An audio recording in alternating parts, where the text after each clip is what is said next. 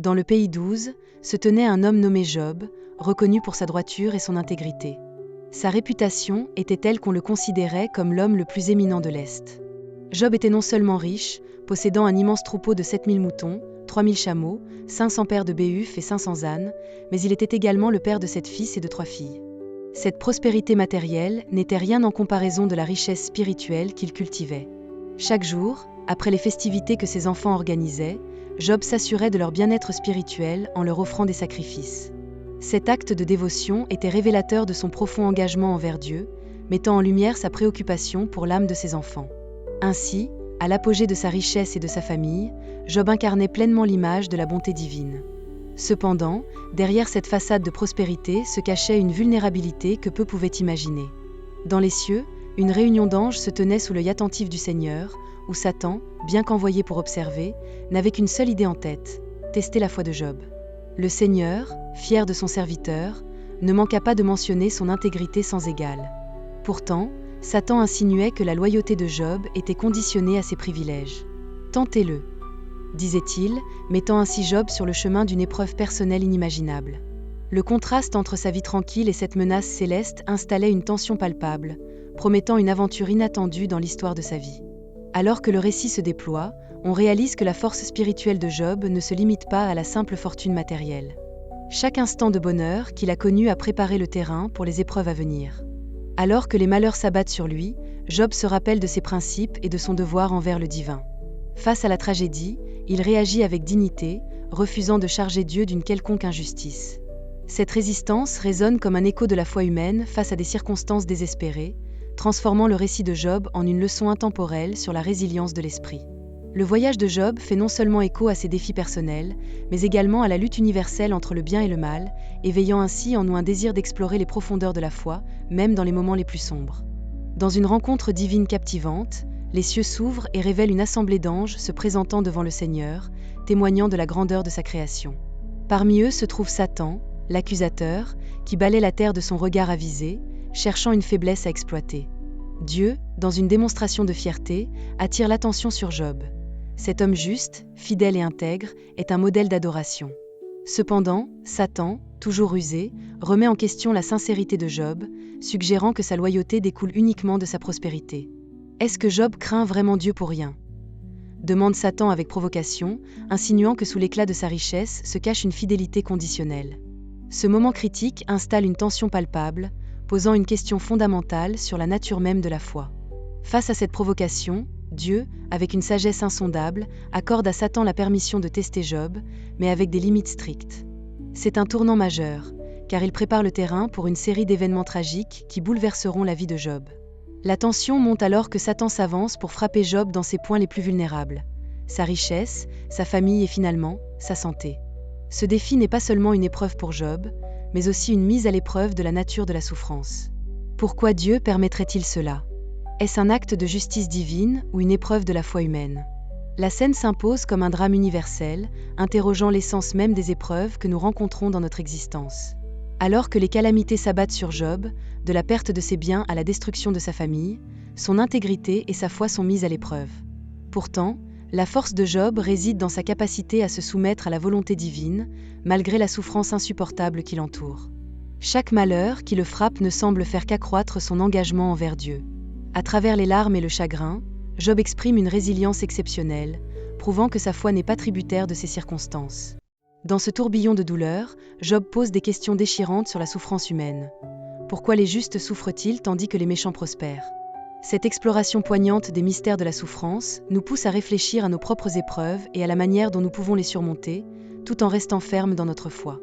Alors que les événements tragiques se succèdent, la vie de Job s'effondre comme un château de cartes. Tout commence avec un messager qui arrive en courant, apportant la nouvelle dévastatrice que les Syriens ont attaqué ses béhufs et ses ânes, tuant les servants. Avant même que la poussière de cette tragédie ne se pose, un autre messager s'approche, les yeux écarquillés, révélant que le feu du ciel a consumé ses moutons et ses servants. La succession de ces désastres est implacable et crée une atmosphère d'angoisse et de désespoir.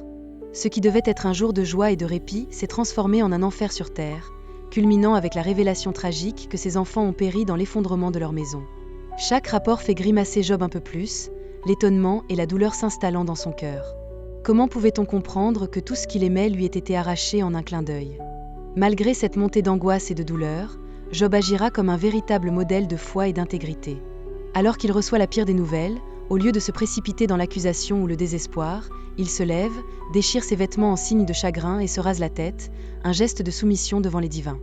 Le récit est troublant, mais dans cette scène, il trouve la force de se prosterner et de rendre grâce à Dieu. « Neki di kam from my mother's womb, en neki di will depart », déclare-t-il, montrant ainsi une acceptation fulgurante de son destin. Sa capacité à louer Dieu même dans la douleur la plus profonde est un témoignage poignant de son caractère.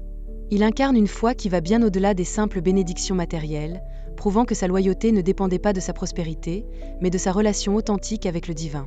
Alors que les ténèbres s'intensifient autour de lui, Job se retrouve entouré par la souffrance, mais son esprit demeure intact.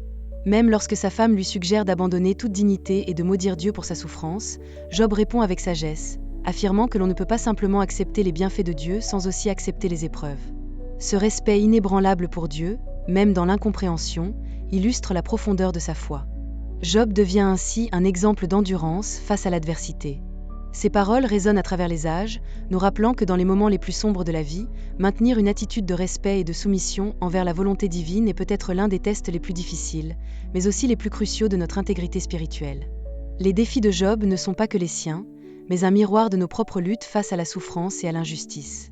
Après la série de malheurs qui a frappé Job, ses amis, Éliphaz, Bildad et Zophar, se précipitent pour lui rendre visite, remplis de compassion. Leur arrivée, bien que généralement bien intentionnée, s'avère être un mélange de soutien et de confusion. En effet, quand ils aperçoivent Job, dévasté par la douleur, ils sont frappés par son apparence et ne reconnaissent pas l'homme autrefois prospère. Leur tristesse est si profonde qu'ils commencent à pleurer avec lui, partageant ainsi le poids de sa souffrance, et durant 7 jours et 7 nuits, ils s'assoiront en silence à ses côtés. Cependant, cette période de silence protégera à peine Job des interprétations hâtives qui suivront, car malgré leur désir d'aider, leur discours risque de faire plus de mal que de bien. Une fois Job décidé à exprimer sa douleur, la situation devient tendue.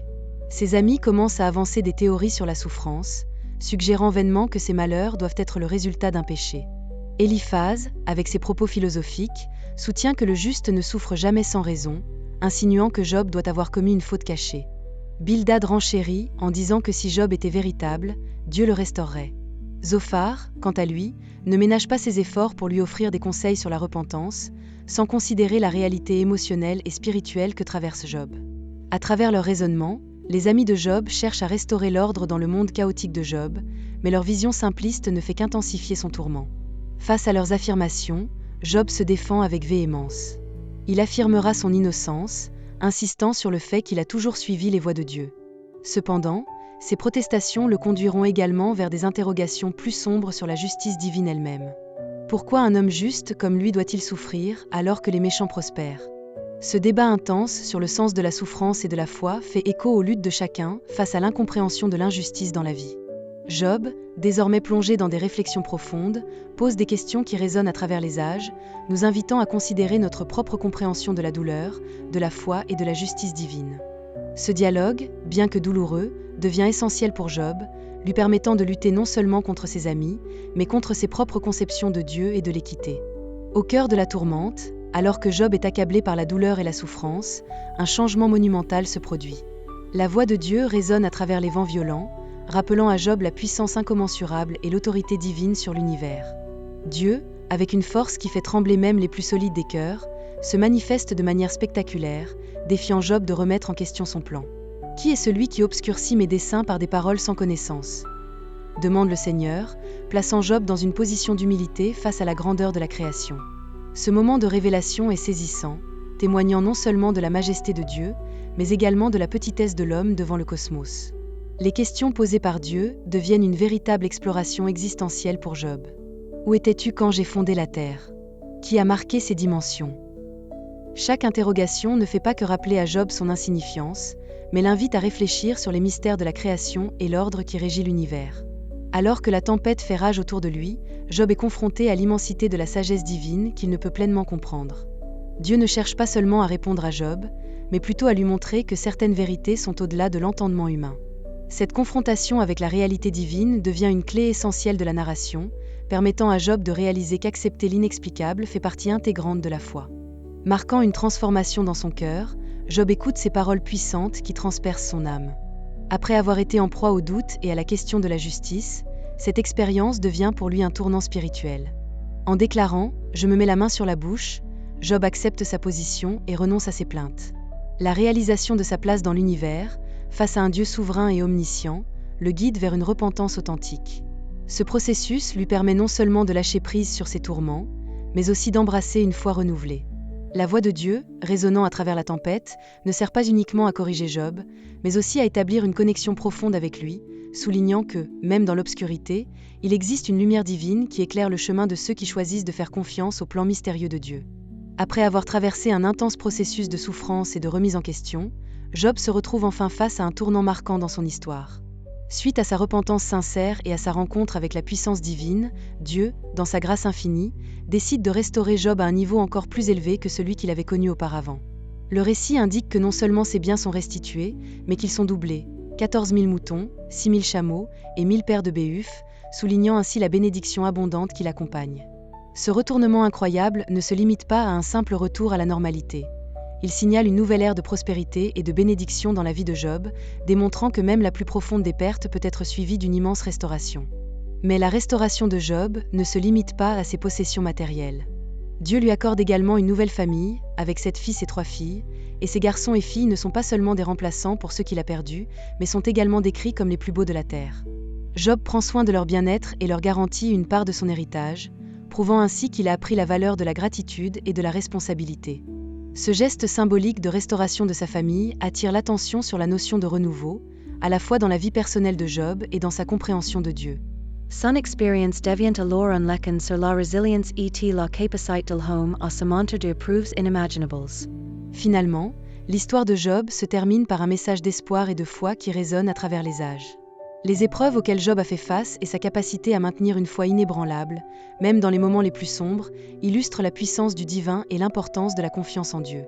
Sa vie, transformée par la grâce, rappelle aux spectateurs que même à travers les circonstances les plus décourageantes, il existe une promesse de restauration et de rédemption.